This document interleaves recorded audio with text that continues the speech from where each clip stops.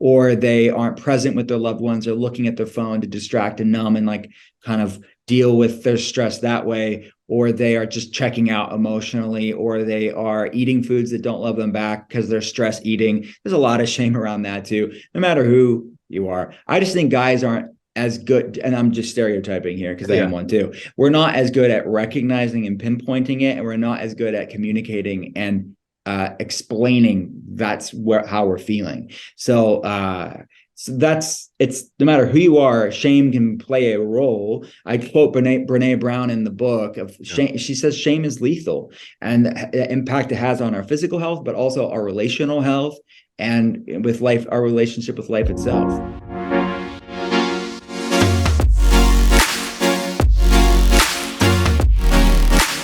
Will, as we were talking a second ago, I was going to have you on the show with your last book, and apparently my people didn't follow up with your people, but I wanted to have you on here. I so am a fan of an advocate of functional medicine, of what you stand for, of what you do. I'm interested in, at the beginning of this book, you literally say, this book is different than anything I've ever written. Tell me more. Thank you so much. I'm glad we're talking too. This is going to be fun. So it's a lot of what I've written before. It's my fourth book. I've written more straightforward, clinical nutrition based, functional medicine based, prescriptive, if you will, as far as, okay, this is a protocol. This is how you can use food and wellness in very specific, granular ways.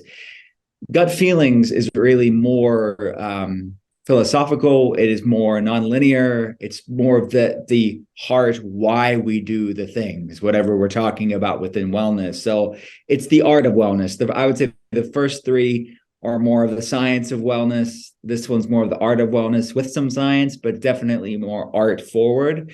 And it's the heart and the mindset behind why we do the things we do. It's born out of my clinical work with our telehealth patients, as all the books have been. But this is just born out of countless and countless conversations that I've had of really healing our relationship with ourselves, healing our relationship with food, and really dealing with this bi-directional relationship between mental health and physical health.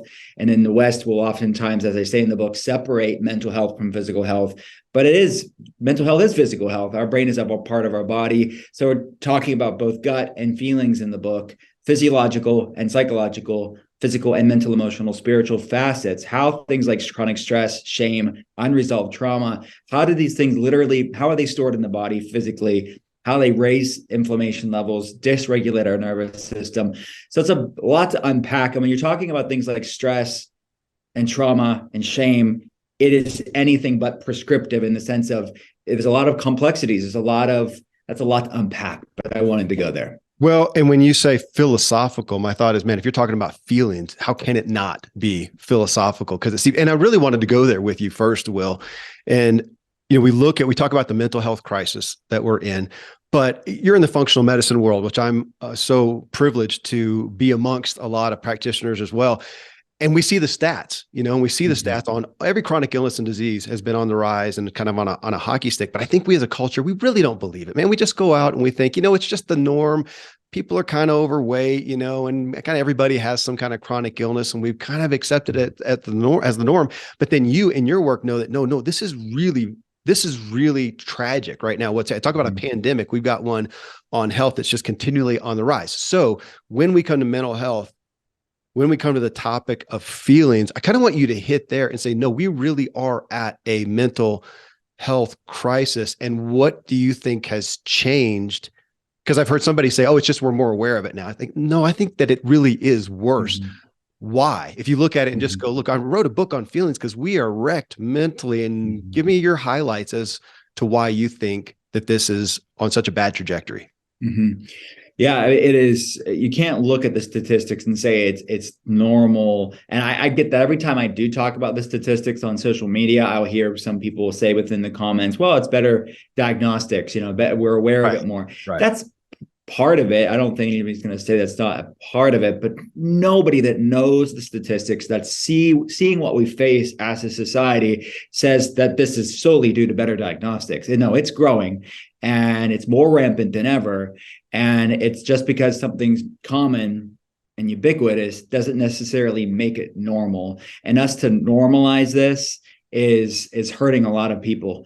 It's not okay. And these things are largely overcomable, healable, improvable, supportable things. So why would we want to settle for anything less when you're dealing with things like anxiety and depression and different neuroinflammatory problems? Is really what you're talking about. A lot of these brain health issues are inflammatory in nature. So why are we seeing such staggering rises of this? Why do we have such stark statistics like the average young person today has the same level of anxiety as a psychiatric patient in the 1950s? Yeah. That's where we're at right now. And that's not my statistic. That's in the scientific journals, that's in the medical journals that are looking at the levels of things like depression, anxiety. And you look at the suicide rate of teenagers and young adults. This is not because we hear about it more, it's happening more and more.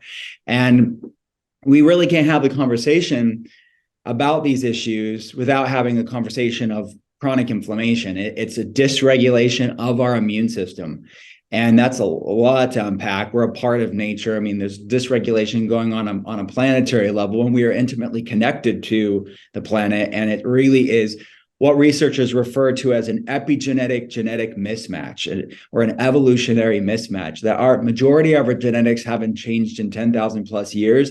But yet our world has changed so much in such a finite, small period of time when you're putting that into context with the totality of human history. So it's multifactorial. It's not just one thing, but we have to look at the foods we're eating or the foods we're not eating, the soil microbiome, the soil of which our food is grown in, and the intimate connection with our gut microbiome. And we have to look at our exposure to environmental toxins. We have to look at our relationship with technology. We've talked about community and our lack thereof. It's going to be a confluence of factors that are triggering these genetic predispositions that have been lying dormant for 10,000 years, but are being awoken and triggered like never before in human history because of this evolutionary mismatch, is how they word it. So yeah, that's what we're facing with. And it's not just mental health issues, it's chronic inflammatory problems across the board.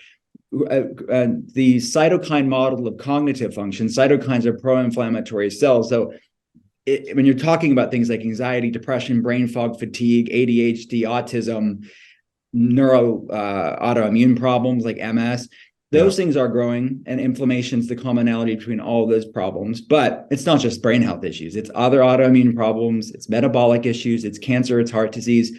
All of these have inflammation at its heart.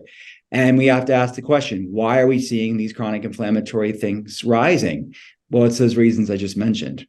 Well, and I want to dig in there. I do want to get a little bit further just on feelings and how you kind of where you bring us initially in the book. I mean, I'm more enamored with myself, and as I study this stuff and have folks like your, Terry Reel and folks on the show and look at, I mean, we trust our feelings. Something happens in our lives. We trust our initial feeling. We think that that's reality. We form a perception about that. That becomes our belief. And here we go running around with all these different beliefs on the same thing and not understanding our feelings, thinking that they are real in essence. And what I feel you bringing us to in essence, and going to kind of go to that gut, my gut told me this. So I trust my gut. Our gut feelings is that we just can't trust those anymore because we're so, just as you talked about, we are so compromised. And it's hard for me, Will. I mean, I want to look at, I'm an athlete. I want to look at, okay, I'm eating clean, I'm doing my exercise, I'm getting my sleep, I'm good. And you pull those three out and say, yeah, we want to look at that. Wouldn't it be great if it was that simple? I don't want to go over here and consider meditation or consider my feelings or my emotions. I don't want to, as you talk about, slow down. I don't initially want to, I guess. I'm up here on these shallower appetites, and you're calling us, say, man, if you want the full deal, you're going to have to go deeper. Am I tracking on the overall premise? Yeah.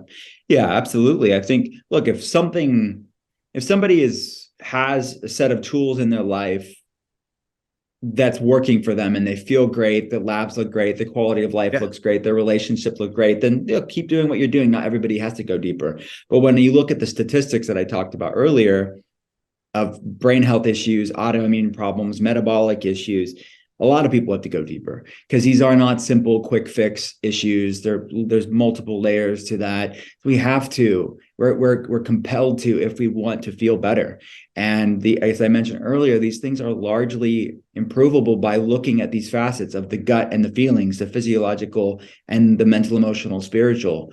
And but we have to know what we're dealing with to do something about it. And many people don't want to go there. They don't want to look there. And our culture is really bent towards that, right? It's numbing and distracting mainly. Yeah. It is the superficial is a lot sexier than the sublime in our culture. And I think that that's part of the problem, is that people are just on autopilot and they do the same thing every day. They're busy, they're distracted, they're numbing themselves with the next dopamine hit. And they don't really want to look at, why do I have this background anxiety? Why do I feel wired and tired, anxious and exhausted? Why do I have these digestive problems? What's my body telling me?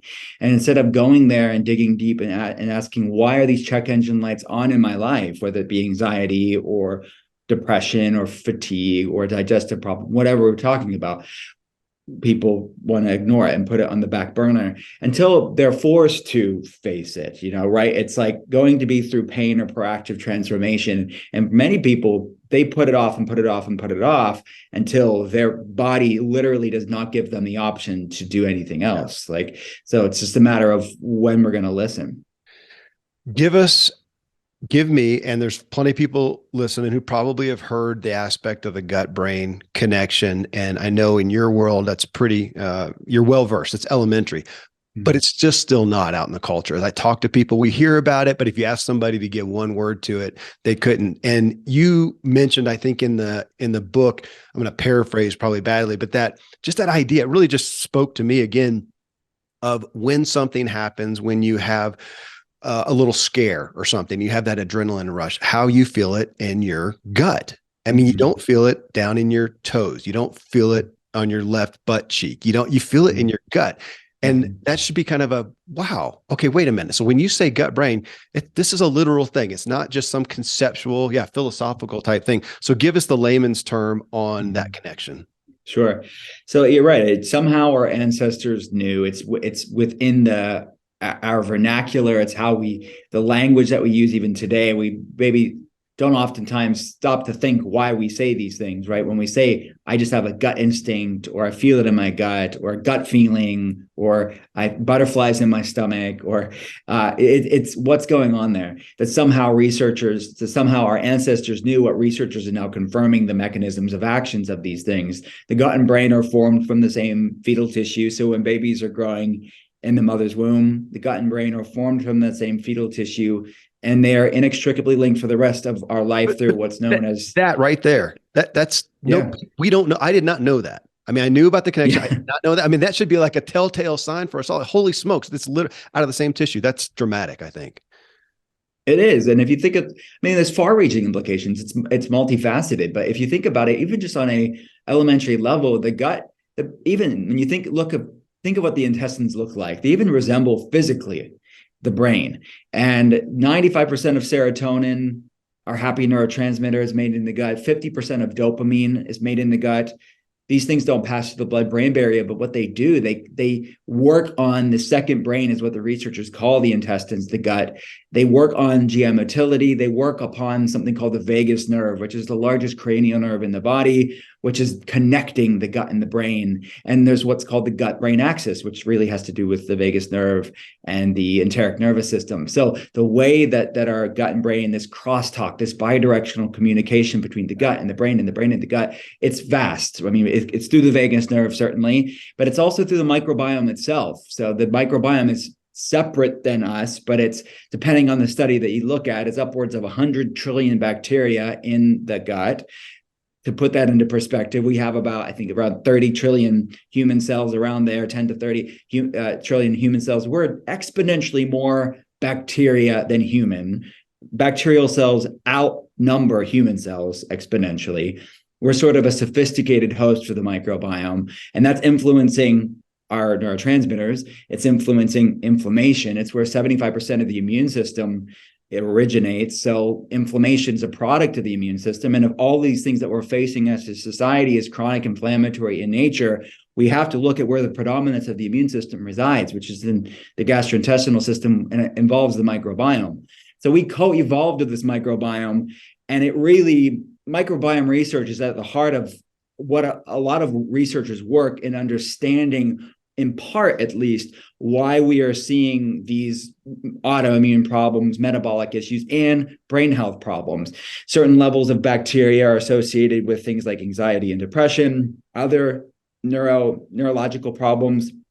So it's just, I mean, go on and on and on. It has to do with the vagus nerve, has to do with the microbiome, has to do with the crosstalk between the gut and the brain. Okay. So again, it feels layman's terms, but if I look at my gut, what I put in my mouth or what I don't put in my mouth, whatever, either way I can go wrong. But what do I put in there? So if I'm putting in there, beer and chips and processed foods and sugar and all the things that we'll talk about in a second, put those in there, I am compromising my brain. These are not just, feel like the American perspective, we still tend to look at food as fuel. We just think of it as this wood burning stove, just throw something in there and if it'll burn, you're good, which you can get away with, man. That you can get away with that as a young athlete, especially, man. Just eat anything, get calories in, you can go perform until you can't. And we see that happen a lot too. But even if we look at the good foods, and this has been frustrating for me, looking at the good brain food, looking at the good fats, and if I eat a healthy avocado, yet my stomach can't do anything with it, it's not helping my brain. So again, I'm looking at that dietarily, and yet over here, you're also saying in this gut feelings, that my feelings, if I'm over here, and even if my gut could theoretically be okay, but I'm over here with high anxiety, fear, all the negative thoughts, that's just as bad as pouring Cheetos or motor oil or whatever in there too. And it kind of gets you thinking chicken or the egg, can it? I kind of got a little bit not confused, but and maybe that's where you can't say necessarily. Where would you go on that though? Feelings versus what we're actually putting in. It's such an individual conversation. I see people that have a lot of things going on with the gut side of gut feelings and their underlying gut problems, nutrient deficiencies, inflammation, chronic infections, environmental toxins. Those things are impacting their mood, certainly for many people. And for some people, it's predominantly the chronic stress they're dealing with, the lack of good quality sleep because of the stress, the unresolved trauma. They have high ACE scores, which are adverse childhood experiences or events. Those things are impacting their brain health and inflammation levels. So that's why it's both. For most of us, it's going to be a bit of both. It's going to be a confluence of factors, both gut and feelings. And that's why both need to be addressed. And I think that's why I want people to explore what are the researchers in the scientific journals looking at as being effective tools within your toolbox to deal with the clinical nutrition side and nourishing your body with nutrient density and bioavailable nutrient density, specifically to give your body and brain the raw materials it needs to have optimal neurotransmitter health and gut-brain axis communication and nervous system support health. But as I say in the book, it's not just about what you're feeding your body. Like, what are you serving your head and your heart? And that's the more nebulous stuff. That's like how do I tell somebody, don't pick up that big slice of stress every day, or the big, cake of shame every day. That's raising your inflammation levels just as much as that food that doesn't love you back. I want to hit something. I don't want to forget. You mentioned sleep, you mentioned tools. And as we look at this, I'm not a techie guy. I'm not a detail guy. And yet I am enamored with the wearable devices now, where I can look at kind of like advanced diagnostics. You get the regular blood panel from the doctor and they say, hey, you're not dying, everything's good, but you feel like crap. Go get the advanced diagnostics like you do in the functional medicine world. And you see, what's really going on under the hood. So on a day-to-day aspect though, having, a wearable device, and I'll ask you if there's one or ones that you like, but having those that show, no, you got 8 hours of sleep, but it was complete crap. You got zero deep sleep. You got crappy REM sleep. Had a lot of stress during that, or your sleep was great, but your stress throughout the day was high. I actually don't like it. A lot of times I don't want to know the truth, but it's the only way I can figure out, oh my gosh, when I'm in this environment, my stress level is higher. I didn't even know. And now to dig in and unpack that. And for candor, I'm just wearing a Garmin device Mhm. because I'm tracking my runs and my rides. And it just so happens that as you get the later ones, they got all this other data too. It may not be perfect, but at least shows me the patterns. Mhm. Well, first give me your thoughts on, yeah, the wearable devices on showing us what's going on a daily basis in these categories. And if there is any you recommend, be great. Yeah. So I think they can be great tools. Like you said, they're data points, they're a check-in. And with time, these things are going to get better and better. I think the art part, the context of it matters as to why somebody uses these things. I think that, let me just say this, for patients where they're a good candidate for it, we use that data to track patient protocols, effectiveness. Like in addition to labs, we want to look at the Yeah. day-to-day real-time data of what that looks like from a sleep tracking device, heart rate variability device, and blood sugar or glucose when it's needed. Look, more data isn't always better, and sometimes it can add stress and anxiety around people around Yeah. these things. I've done that. Will. Yeah, I get it. Yeah. Okay. Yeah, and it's like that's antithetical, right? You don't want to stress about not sleeping because then you're not sleeping as well, or it's impacting your physiology because you're stressing about the data. So I think for a time, for people who need it, it can be a great N of one experiment to just check in with your own bio individuality and say, how do things like food and stress and sleep and physical activity, how do these things impact my biochemistry? I love data, but sometimes it's nice to have someone outside of yourself to tell you what's important so you don't have to decipher all this yourself, Yeah. and you can drop it when you need to drop it and keep it simple and be human. So but for a time I think these things can be helpful. I love levels. I love what Dr. Casey Means is doing with levels. NutriSense is another. Those are two types of CGMs, continuous glucose monitors, that you just wear. These are for non-diabetics, right? That you wear for a few weeks. The diabetics, many of them have to wear it just from a management long term. This is from a lifestyle, just wellness optimization standpoint. You're wearing it for 3 to 4 weeks typically, and then dropping it. But you learn a lot about yourself: how does stress, how does sleep, how do foods and physical activity impact my blood sugar, which we have a massive epidemic of metabolic issues in the Right. country, and it'll impact energy levels and cravings and sleep and weight loss resistance and all the things. But I love the Aura Ring. I've worn Mhm. that before. It's interesting that I've done a lot of uh, tracking for patients, and I see between the like Whoop band and the Aura Ring and these other metrics, I have patients that are real freaks and they want to wear multiple ones at the same time, and they get the same data across all the data points. So they're pretty similar. My experience, I've seen them be similar. So you don't need all of them. You just kind of need to pick one that you like and stick with it for a time.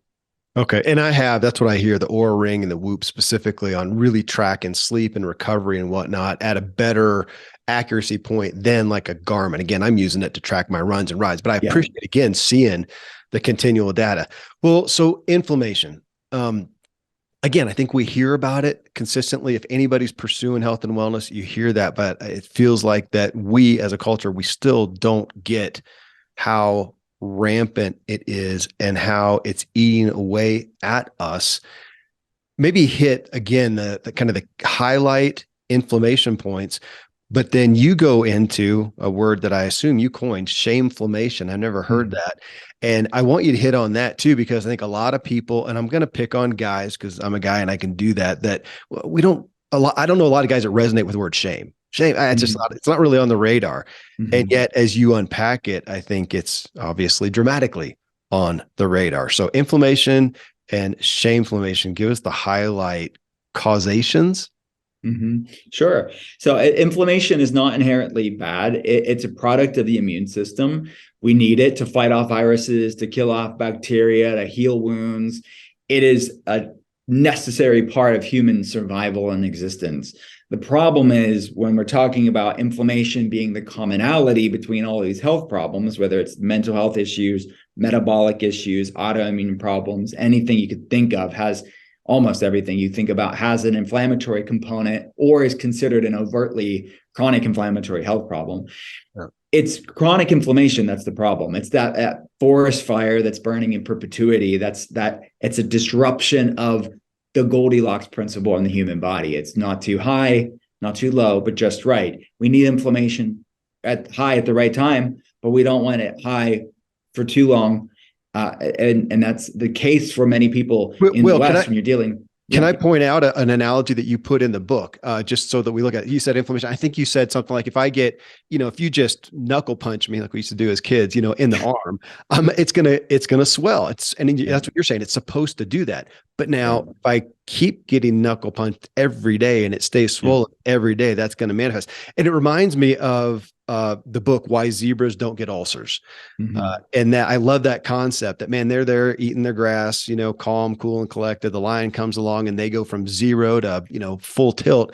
Immediately they get away. 30 seconds later, 20 seconds later, whatever, lion, goes off, and then they come back and they calm down. They don't go on and talk about it at lunch and then go talk about it at dinner. Relive it the next day as PTSD and stuff. So is that an analogy of, with Yeah. inflammation and anxiety, both, that our body is doing what it's doing, but we just keep it at a place where it's doing it constantly, and that's killing Yeah. us? Okay. Yeah. Well, that's what researchers call that epigenetic genetic mismatch. We need the sympathetic nervous system response. We need that fight or flight or flee response when we need it, just like we need inflammation. So this neuroimmunoendocrine, it's really a confluence of the nervous system, the immune system, the endocrine, and how there's dysregulation of all three of those systems and the interaction between them. That's the problem, as we're seeing so much dysregulation of all three systems because we're living in this brave new world that we haven't adapted to. So that's why we're seeing these mental health issues, metabolic issues, and autoimmune problems. So inflammation is the immune system part of that dysregulation, which will impact all the different other systems of the body. And the body's trying to calm it. The body typically responds to that stressed response by releasing something called cortisol, which is an endogenous immunosuppressant. So it's a natural anti-inflammatory. The body's trying to create homeostasis. It's trying to rectify that lack of the Goldilocks principle. But it's just an unsustainable situation that many people find themselves in, because the body can only take so much stress, where it's just this cumulative chronic stress response that something's got to give, and it triggers these genetic predispositions. It triggers dysfunction chronically in the body, which can manifest in different ways for different people. There's over 100 different autoimmune problems. Then on top of that, the non-autoimmune inflammatory problems that we face as a society today. But we have to ask the question, okay, the word I used was commonality. Inflammation is the commonality between, but something's dysregulating the system. Right. And that we have to look at the gut and the feelings, the physiological and the psychological. And that's where things really get interesting, as far as what's going in what's the analogy that I use for patients is like the bucket analogies. The bucket's our body's own bio-individual capacity to handle stressors. And it's going to be the physiological and the psychological things that fill up that bucket. We all have different bucket sizes. Some people have big buckets, some people have smaller buckets. Many of our patients tend to have the smaller buckets where they can't get away with the things their family members can get away with. They have different methylation gene variants, HLA gene variants that makes their body a little bit more hypervigilant, a little bit more sensitive to things. You can't change your bucket size, but you can change what you put in it. And the foods, stress, environmental toxins, and shame and stress and trauma will fill up that bucket. And when you hit that tipping point, that's when symptoms ensue. That's when diagnoses happen in the conventional world. That continues to feel so important, because we do want to, as you talk about, we want the math to work. 1 + 1 = 2. So if you do that, well, my sister does that and it doesn't bother her at all. She's fine with the potatoes, but they just wreck me. And you're saying, well, yeah, different buckets. So again, back to what you said tipping point. So the body can only take so much. So when we all reach that, so if you have 10 people, let's say 10 women, 40 years old on stage, and they all are at that tipping point, what you're saying is it's likely, or it's possible, maybe even probable, that tipping point is it could manifest different in every single one of them. But you're saying the problem's the same. We're talking about inflammation. It's just going to manifest differently. Yeah. And then what's causing the inflammation it may be different for people. Right. There's some low-hanging fruits for everybody. I mean, I think looking at the foods that people eat, there's a lot of foods that are common amongst the modern Westerner that doesn't love the human body back, for the most part, to varying degrees. But yeah, there's all those chronic health problems ultimately, if there's an inflammatory component, we have to ask the question, what's causing the chronic inflammation in the first place? Well, it's interesting just to jump to the foods because you pull out three categories, and I think well, you pull out sugar, of course, you pull out sugar, you pull out alcohol, and you pull out processed foods. And where, just to hit it, because it's such a fad, right? Not a fad, but a focal point right now, are things like gluten or nightshades or the top allergen, culprits there. Where do you put those? Where do you put those in amongst those those initial three that you pulled out? Mm-hmm. Well, I mean, gluten specifically, which is the protein that's found in wheat, rye, barley, spelt, that's implicated in two different things. I mean, gluten's a protein, so it is in a lot of packaged foods are wheat Right. based and refined grain based, and obviously from a carb standpoint, the sort of refined carbohydrate side of things, which is independent of the gluten itself, Yeah. is also part. It breaks down into sugar, so it is part of that Okay. sugar, Right. carb, and processed food conversation. But gluten is a third separate conversation itself because what we've done to it, right? We've hybridized it. We've sprayed the crop with lots of things. We're eating a completely different grain than our ancestors ate, and then we're over consuming it. So it's served well from like a famine sort of thing because it stored well. So throughout human history, grain stored well during times where there was food scarcity. So we're feasting on a famine food. So that's part of that epigenetic genetic mismatch, and then what we've done to it. So there's almost always a better for you version of when you're having these conversations about certain quote unquote whole foods that are grains. Like there are better for you versions of grains that make them more digestible, less immunoreactive, less inflammatory, like sourdough wheat bread would be a good, the fermentation breaks down some of the gluten proteins, making it more digestible, less irritating to the human gastrointestinal system and the microbiome. And, nightshades, it's those plant defense compounds that some people do have reactions to. I've talked about them in previous books, in the inflammation spectrum, my second book actually, where some people do have reactions to those foods. But is it the fact that it's stressing an already stressed out system? I think that's the case for most people. It's they're over consuming a high alkaloid, high lectin food, these plant compounds that in normal levels to a healthy human being, it's not going to be reactive. But when you're dealing with all these other issues, it's like higher on the spectrum scale of things that are going to stress an already stressed out system. But that's bioindividuality. It's part of my job. And it's trying not to make over generalized statements and say, well, that's bad for everybody. Because I'd be proven wrong all day long if I said that. Like there are people that handle gluten just fine. There's people that handle nightshades just fine. There's people that handle certain amounts of processed sugar just fine.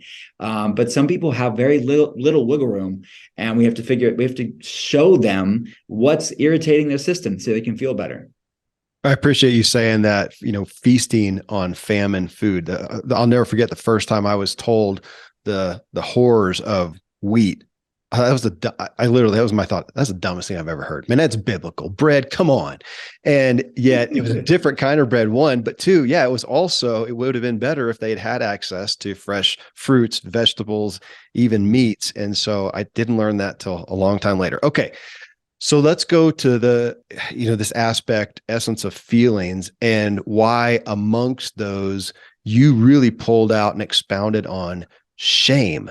That's not something you expect to hear when you're looking at health and wellness. Even if I look at the front cover of your book, I'm not expecting to go in there and talk about shame. And I do think, yeah, it's a term that I don't think anybody likes. It's not a sexy term. And maybe it's just me, but it feels like, yeah, from a guy standpoint, it's not one that I really have had on the radar until I got into therapy. And then I did. So, but go into that. Tell us about shame. Yeah. Yeah, for sure. And it's funny that the cover of the book, the pears on the cover of Gut Feelings are technically hugging. So I was trying to denote some sort of like, empath. If you still using food, but using food in a more of a emotional feeling way. Yeah, But I appreciate it. you're right. It's but it's something that fills up that bucket. It's something that fills up the bucket for many people. And we have to ask, well, what causes the shame? And maybe many people don't recognize and can pinpoint, oh, this is what I'm feeling. I am feeling shame. But when you look at unresolved trauma, which no matter who you are, I mean, it doesn't matter who you are, many people have trauma from their past that's impacting their body today. And that is there's a lot of shame around unresolved trauma. They don't want to talk about it. They don't want to go there. It's makes them uncomfortable, makes them defensive. They shut down. They change the subject. They don't want to go there and face it. That's shame. They may not even recognize it, but it's shame.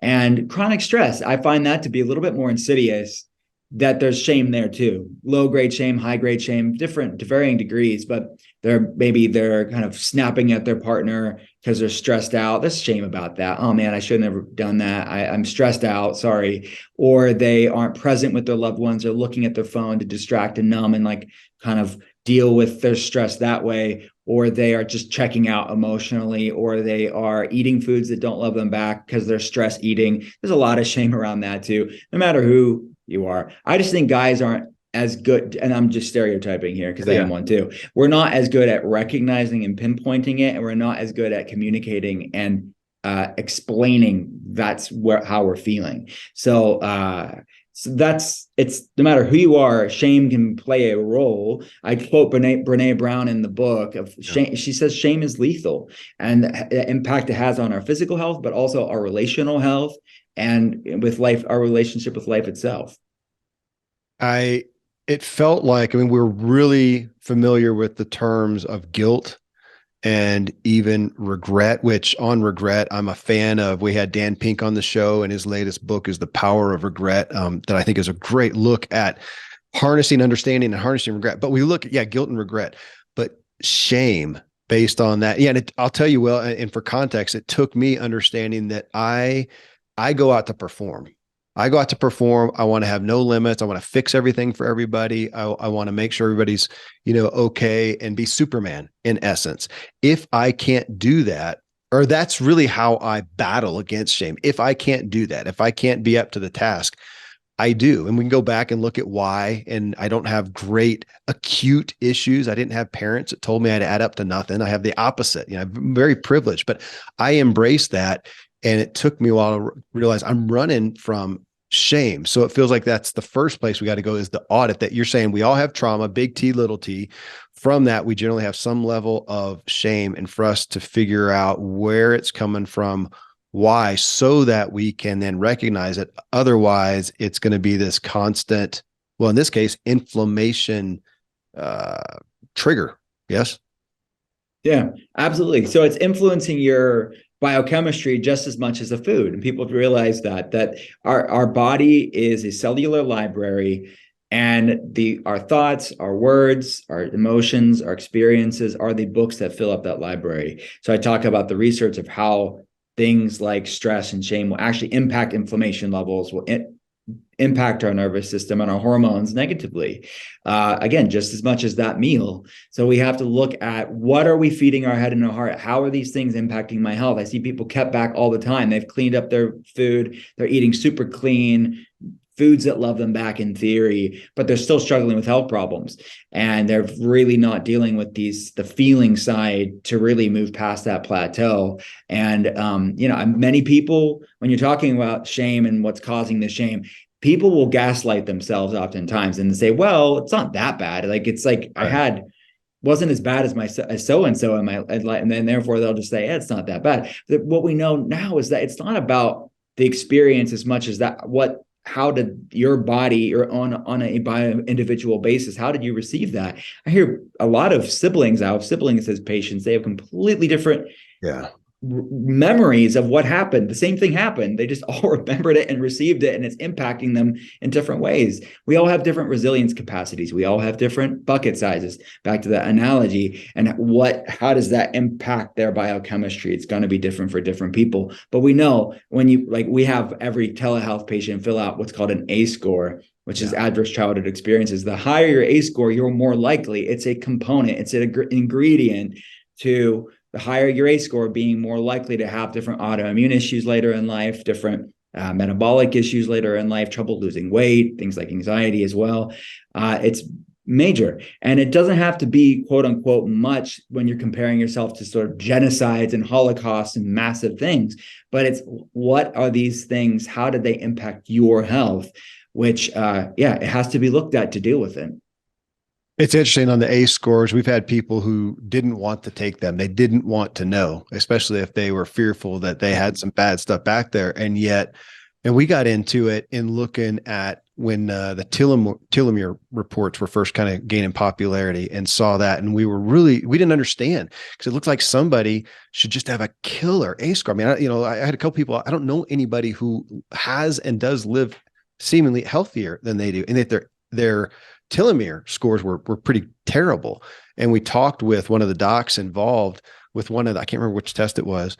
And he went to the ACE scores being so significant, which is frustrating because you can't go back and fix your ACE score. But then on the other hand, knowing it gives us the opportunity to take affirmative action. Is that fair? Yeah, absolutely. You're absolutely right. You can't change. I mean, most of the things that we're talking about when you're talking about childhood trauma, can't change it, and we didn't ask for it, but it's what can you do now to support your health? And the body is amazingly resilient. And then, I mean, that's just going through the trauma that we go through in this life. And then I talk about in the book of intergenerational or transgenerational trauma, which is even trippier. And we definitely can't do anything to have changed that, but we can change what we can do today. We can break that cycle with ourselves, and in part change our family, change the people around us, and change generations we'll never get to see. So I got a question or something to ponder with you. Your book's sitting on over my right shoulder. That's my book. It comes out in a couple of weeks. Amazing. It's called What Drives You, and it's on, really looking at drive and looking at motive. And so I look at this, and I'm wondering, how do we sell this to ourselves and to other people? I mean, you say one of the things in the book, I pulled it out. We need to be slowing down, getting still, and reconnecting with self. Okay, that's hard to sell. Nobody inherently just wants to do that. It's like selling fasting. No, I don't know anybody who wants to fast or do burpees, myself included. Even though they're great, right? So here's what gets me as I'm talking with you, because it feels like an overlap issue of, do we really want to feel better? Or do we want to inherently, or do we want to just do the things externally that feel good? So I just had Arthur Brooks on the show last week, and he talked about our propensity as humans to pick achievement over being happiness. And, Olympic athletes who would say, look, man, I'll only live 5 years if I can just get the gold medal. You can just, put a cap on my life. That we want achievement. I had Vienna Farron on, and she said, as kids, we tend to want to attach, and we'll take attachment with our parents and with everybody over being authentic.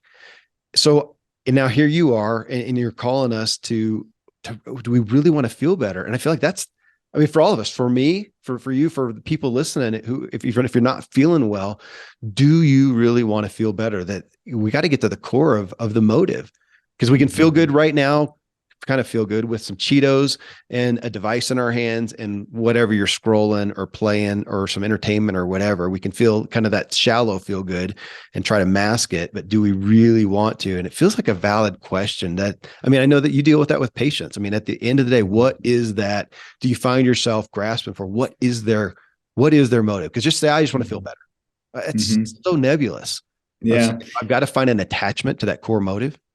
Yeah. I think definitely people have different motives, and people have different whys. Like, why are they doing the things they're doing? And for some people, maybe it is more achievement based and attention and whatever.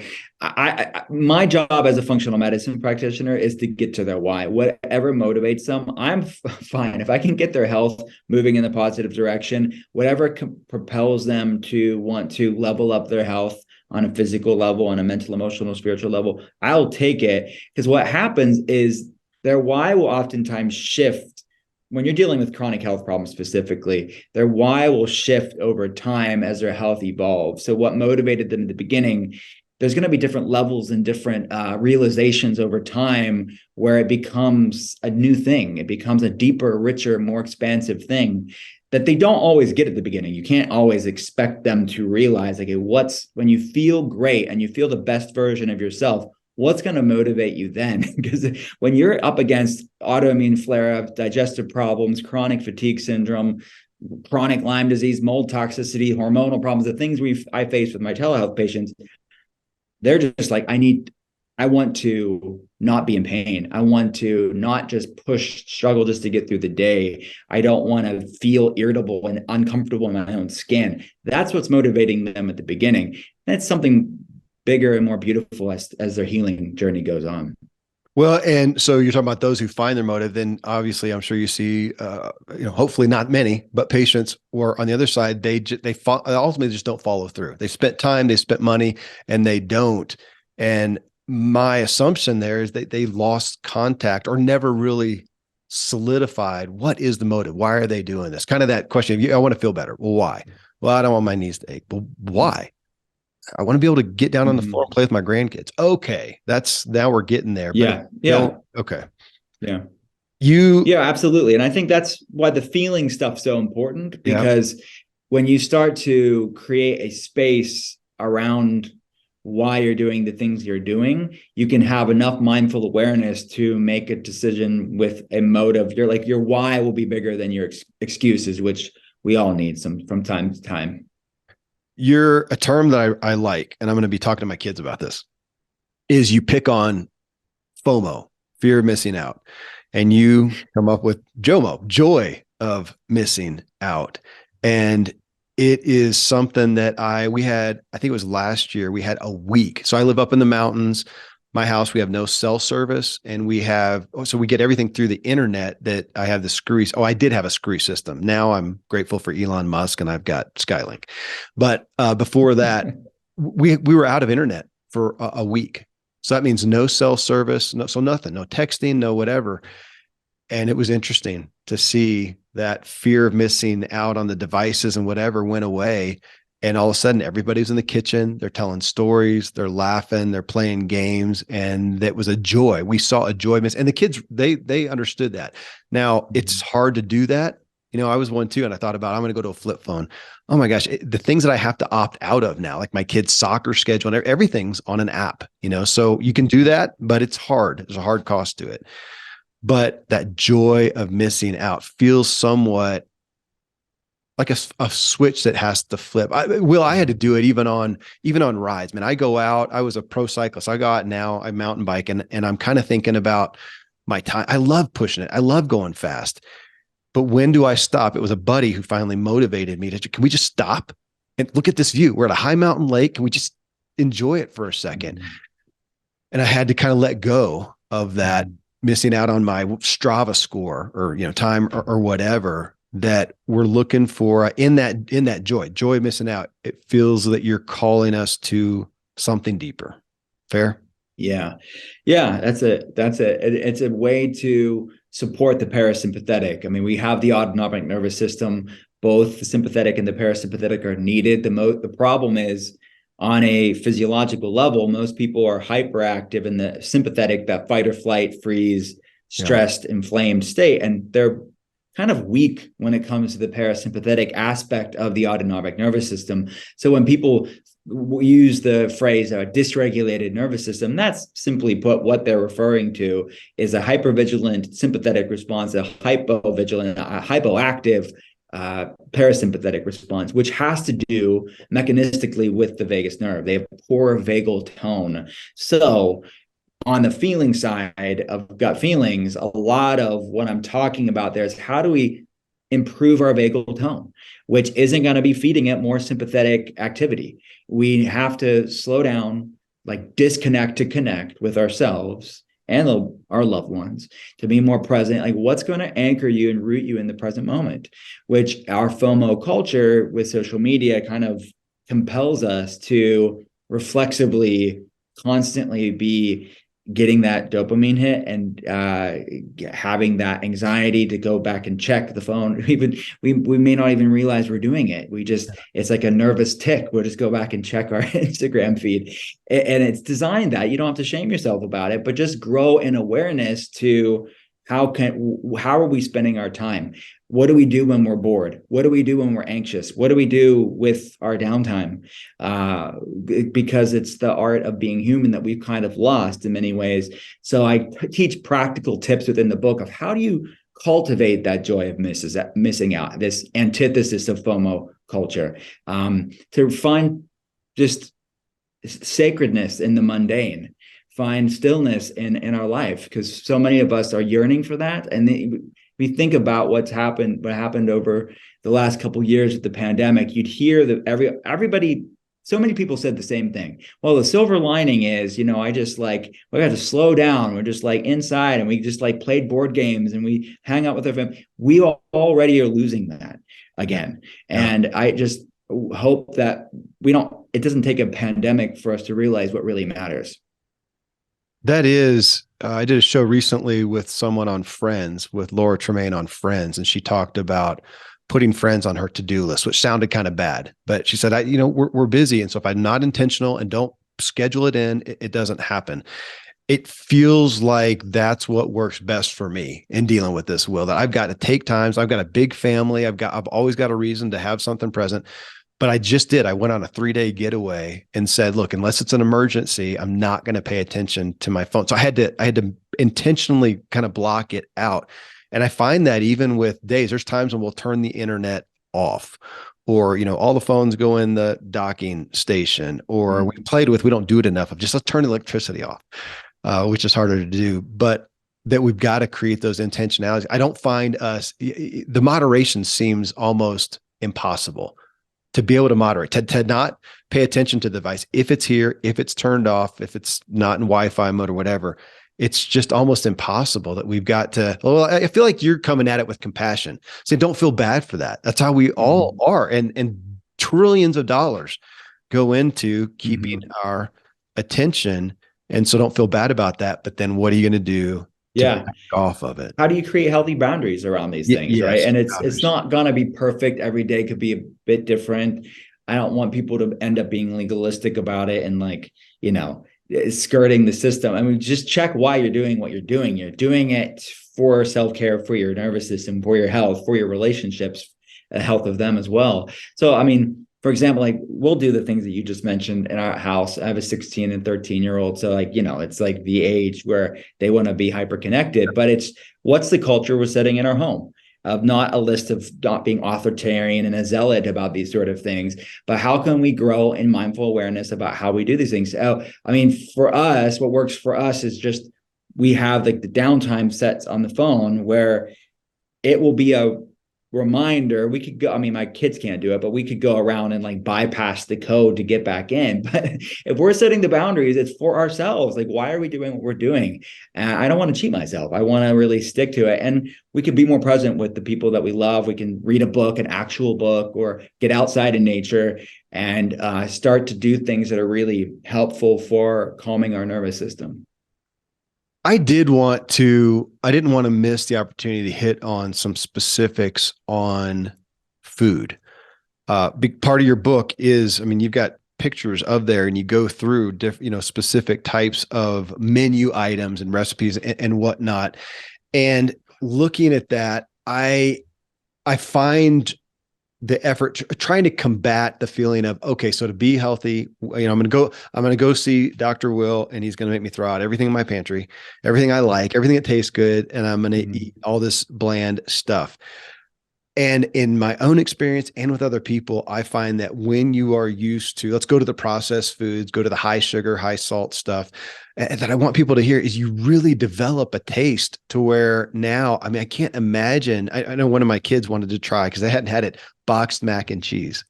Like, are you kidding? It's terrible. I mean, it really, I don't want to diss somebody's favorite food, but I mean, when you get outside of that, if you ever had, even like homemade mac and cheese or whatever, or maybe something that's not just gluten and dairy, you really can develop a taste to where you enjoy that richer taste of a high quality, clean food than that. But just you speaking to the reality that we have trained our taste buds to think that we actually like McDonald's and the processed foods and the convenient foods. And I find that if you can really come over, I find people, they're their appetite literally changes. So Oh yeah. it's not a lifetime of abstinence from things that taste good, Mhm. is the point. No, no, it doesn't have to be either or. Like I Yeah. love a food, or I have to pick health, or I love a food. You really can have the best of both worlds, and that's such a misconception. And people think they have to eat like a rabbit, or it's super boring.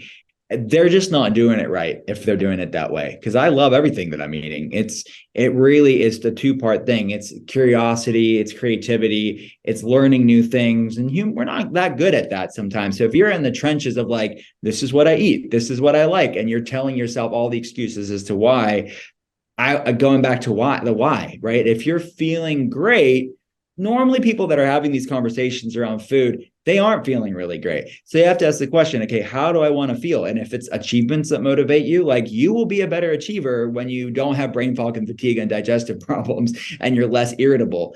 Or maybe it is your family members and you want to be there, live a long life or enjoy the things that you have planned. Like whatever your why is right now, like that's, you have to figure out what's keeping you back from the why. And there's no way around it. Every food you eat is either feeding inflammation or fighting it. There's no like Switzerland meal. There's no neutral food that's doing nothing for your biochemistry. It's influencing in some ways, some in negligible ways, but some in really significant ways that with enough time and consistency, you can start to really feel good and feed your body the raw materials it needs to make a healthy brain, to fuel your body from an energy standpoint and to lower inflammation. So yeah, it's there. Just look at the recipes in the book. You can see you can eat good food. I did. I'm gonna try. I'm gonna try some, and it does. It continues. I think I want to shout from the rooftops. You know that, yeah, food is not fuel, and it's so profound to think of what I put in my mouth is literally the building blocks that I am going to be Yeah. able to be creative tomorrow and write a book or not. And I think that when I can do busy work, I can, deal with emails and admin stuff and whatever, and kind of check things off the list at a compromised state to a degree. I cannot be creative. I cannot really create, or I think critical thinking and even just hope and inspiration. And those are the key areas that I see decline if I allow myself to get in a compromised state. Yeah. Oh yeah. You're shutting so much of that off. That's really an astute point that many people don't have these talents that they would have. They don't have these skill sets. They don't have these centers to tap into when they're feeling miserable. When you feel miserable, it takes a lot just to get up some days. I'm curious as we look at with you, okay, with the next patient, with the next 10 patients that you're going to deal with. I mean, we've got food, okay, we've got nutrition, we've got exercise and movement, we've got sleep and recovery. And of course, now you're talking about, and these are the, in essence, the paraphrase 4 pillars of functional medicine. Then we've got, body and mind. We've got I kind of want to say, for the sake of this talk right here, emotions. We're talking about feelings. When you look at that, of course, I'd love to try to get people like you to tell me what's the pillar, what's most important. And of course, you're going to say it depends, but just sequentially sometimes with your current patient load, with the people you're talking with, do you find that sequentially you're seeing more issues statistically on the emotional aspect of their health than just I want to say easier ones of food, exercise, sleep? Mm-hmm. Yeah, I have to say that for the more complex cases that I see what a deeply entrenched role that the feelings plays in many different aspects. Now, they may not see it at first, and I think that's the difference, is that sometimes their in is the prescriptive food protocol. It is the supplements that I'm giving them because they don't have the bandwidth, they don't have the resilience, they don't have like the nervous system regulation enough, the introspection enough Right. to go and deal with unresolved trauma and chronic stress. They just, no, give me the X, Y, and Z. Tell me what to have for breakfast, lunch, and dinner. Tell me what supplements to take. And that's all, that's their in. But then when there's less inflammation because they're eating foods that love them back, when they start taking supplements to deal with nutrient deficiencies and supporting detox pathways, whatever the case it may be, I see that they'll have the resilience, like their heads above that proverbial water enough to say, Sure. okay, now I can deal with that past trauma. I can deal with this unhealthy boundaries they have with whatever, and start dealing with the feeling stuff of somatic practices and EMDR and whatever we're talking about that needs to happen. But I would say that the feeling side of the gut feelings paradigm or perspective, the bidirectional relationship, that will impact their biochemistry so much in so many different ways. And I will say it's oftentimes the feeling side that will play a major role in the food choices they make and the sustainability of the food protocols that they are on, and it will determine the outcome of that food protocol, meaning that if they're stressing and having anxiety about that healthy food, that stress and anxiety around a healthy food, like that's not good for their health either. So if in a perfect world, I would want people to deal with both, but the feeling side, I have to say, it influences all the physical stuff in so many ways and the choices we make and our relationship with so many things.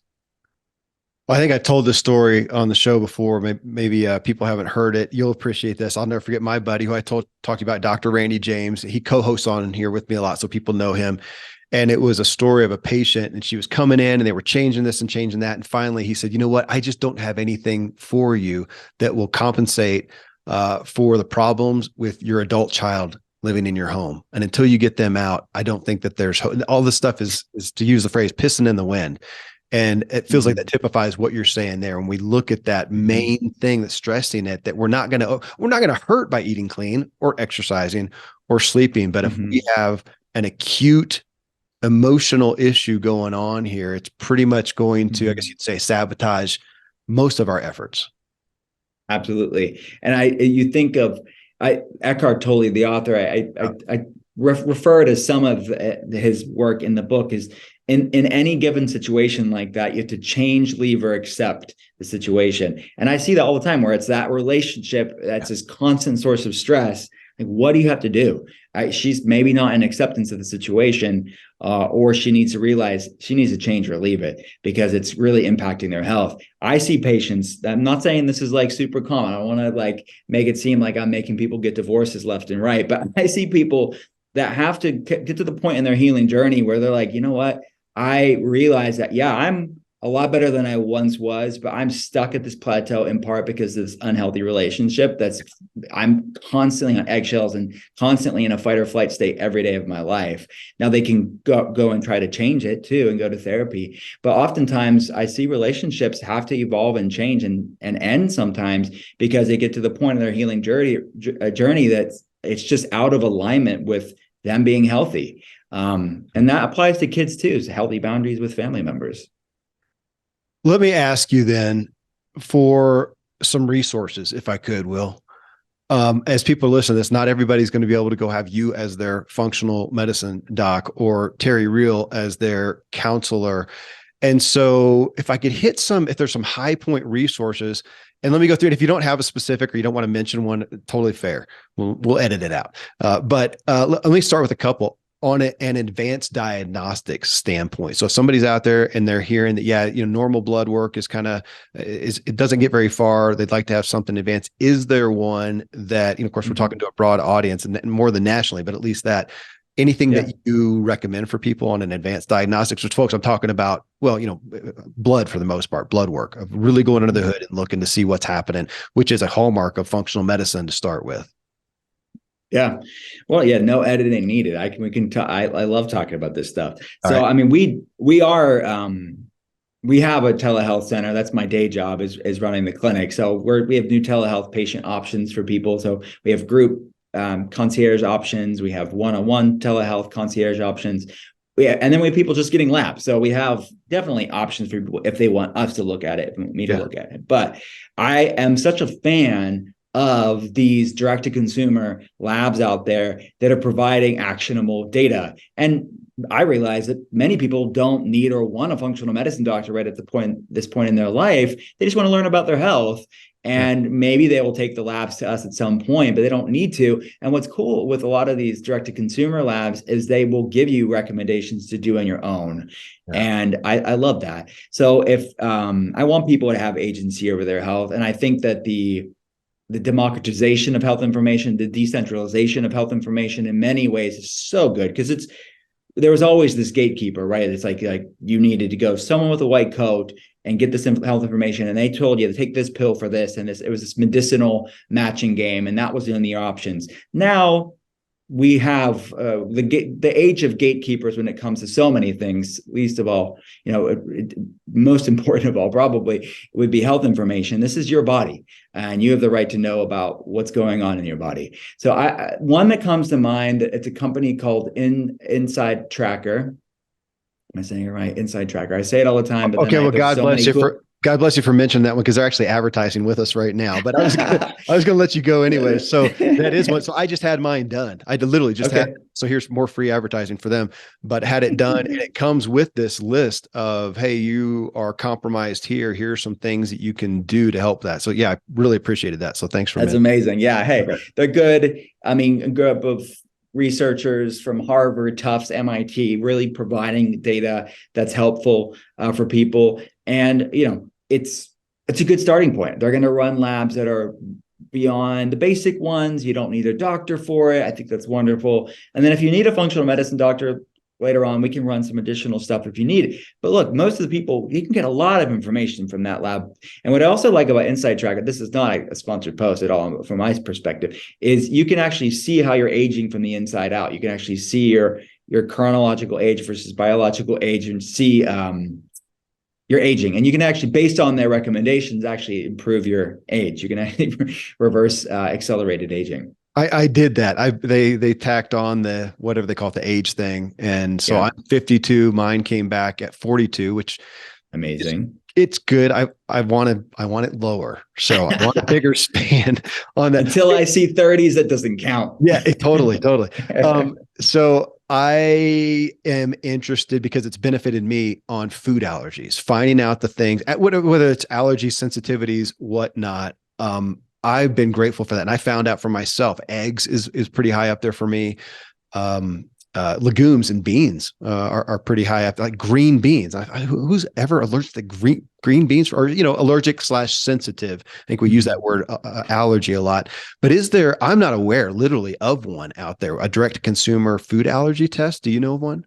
There are other ones out there. I don't know if Inside Tracker does one, but there's like I don't know that they do. Everlywell is another one, and there's a Zoomer. I think there's one. There's so many labs out there. Viome may do something like this as well. I think that what my mind goes to, I'll tell you my hot take on food sensitivity testing, is more those labs, for most people, in most cases, there's exceptions to what I'm about to say. Most cases, most people, it's more of a sign of intestinal permeability or leaky gut syndrome, and less to do about those foods. So remember, all labs are snapshots in time. So if like green beans or like strawberries or whatever random innocuous vegetable or fruit shows up on there, I want people to realize they don't necessarily have to remove that food forever and ever. Amen. They just want to, what's my body telling me? What's this lab telling me? And if you get lots of foods positive on there, oftentimes it's foods that people tend to eat a little bit more of. And that's not always the case. And then sometimes it's just there's a hyper immunoreactivity across the board, where it's showing that the body's reacting to lots of different things. And if you went back to that lab the next day or the next week, you may see different foods being positive. Because to me, I think the action step, like what do I get out of this lab data set when you talk about food sensitivity testing? For me, most of the time, it's ruling in intestinal permeability. That's what you have to deal with. Actually healing the gut, getting integrity of as far as the immune system is concerned, and resilience, so you can reintroduce those foods. So that's not to say removing those foods for a time couldn't improve progress as far as symptoms, because it may, not always needed. But I'm glad that you pointed that out, like allergies versus sensitivities, or intolerances, like I think the interchangeability between that. These aren't true food allergies at these food sensitivity testing. And what can happen is people unintentionally, these labs can lend itself without proper context to fear and anxiety around healthy foods, like this orthorexia that I think is not helpful. So I think it's just important to talk about, because that can be helpful, but they're not like the gospel where they never change forever and ever. There's a lot of variability when it comes to these things. Well, I appreciate you saying that, because I've experienced it myself and I've seen it with other people. When you get to the point of fearing food, it's a bad place to be in. Well, let me anchor us then with on the side of feelings. Now, obviously, I'm advocating the book. That's what we're here to get. So go get Will's book, Gut Feelings, find it on Amazon or wherever. And you reference Brene Brown in there, and of course she's got resources. Are there some highlight ones, any person, provider, book, whatever? And it may be another one that you have as well, but that you would, if somebody's sitting there right now and they want a resource immediately and want to go, order something on Amazon to get some insight into well, as you said, to look inward and get some insight into yourself in regards to these gut feelings that they may be dealing with that are harming their health, and they want to get some insight. Yeah. Well, I would definitely follow the tools and the protocol within gut feelings. When I teach these feeling practices like self-compassion and gratitude and breath work and meditation and somatic practices, those are all very much important from a vagal tone, nervous system regulation, calming these stress hormone responses in the body. If they want further reading beyond that, actually, Dr. Nicole LePera, who actually wrote the foreword to Gut Feelings, I saw that. She's the holistic psychologist on Instagram, but she's a holistic psychologist naturally, and she does amazing work. She has amazing books, like multiple books out, and has more coming up that are great further reading, I would say, for people that want to learn about what I'm talking about here, like the polyvagal theory and how to metabolize stored trauma that I talk about in the book, but she talks about as well. And Brene Brown's a great resource. Dr. Caroline Leaf is brilliant neuroscientist who, one of her books is called Cleaning Up Your Mental Mess. She has a new one coming out for kids, which is an app as well. Just a brilliant mind. Dr. Daniel Amen, who is another brilliant psychiatrist talking about these things. Dr. Uma Naidu, who's another psychiatrist, a nutritional psychiatrist.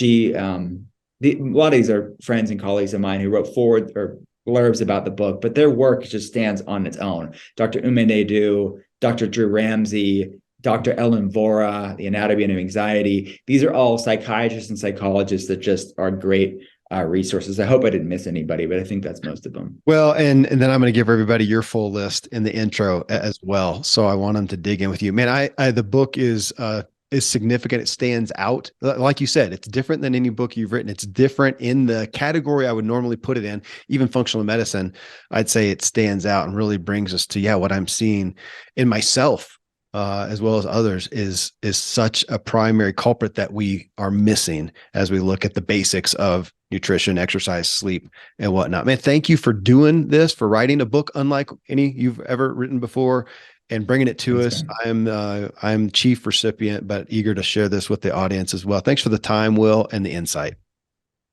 Thank you so much for having me. Appreciate it.